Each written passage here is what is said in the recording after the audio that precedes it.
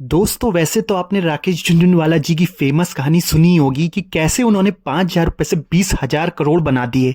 लेकिन आज मैं आपको जो कहानी सुनाने जा रहा हूं वो एक ऐसे आदमी की है जिन्होंने सिर्फ 10,000 रुपये लगा के 1,500 करोड़ से भी ज़्यादा बना दिए। तो इस वीडियो में हम जानेंगे कि कैसे 10,000 से 1,500 करोड़ बन गए।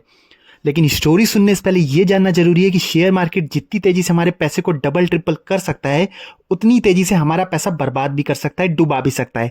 इसलिए जहां भी आप इन्वेस्ट करें बहुत ही सोच समझकर इन्वेस्ट करें। दोस्तों हमारी स्टोरी के मेन कैरेक्टर है मोहम्मद अनवर। इनका जन्म महाराष्ट्र के एक गांव अमलनेर में हुआ। ये टोटल 4 भाई थे और 4 भाई मिलकर पिता के खेत में काम करते थे।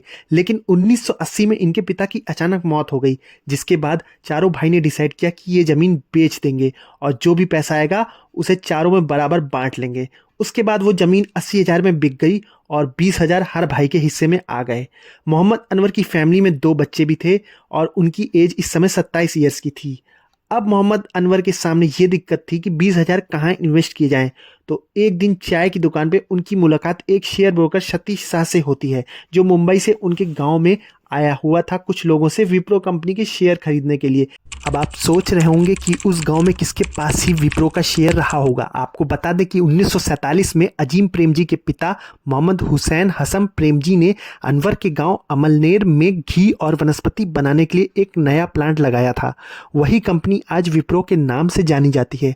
पहले इसका नाम western India vegetable products limited था और ये कंपनी अनवर अहमद के इन्वेस्ट करने से 1 साल पहले ही स्टॉक एक्सचेंज में लिस्ट हुई थी।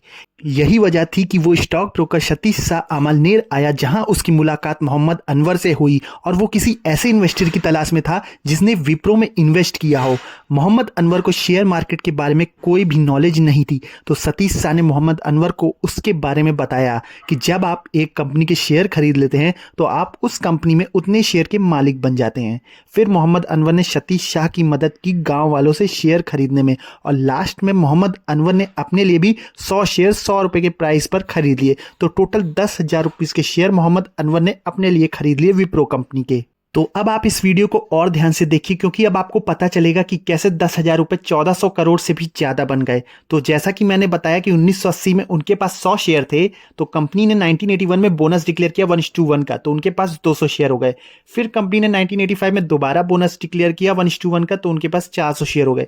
फिर 1986 में कंपनी के शेयर को स्प्लिट कर दिया गया 10 रुपये के हिसाब से, तो 400 शेयर 4,000 शेयर बन गए।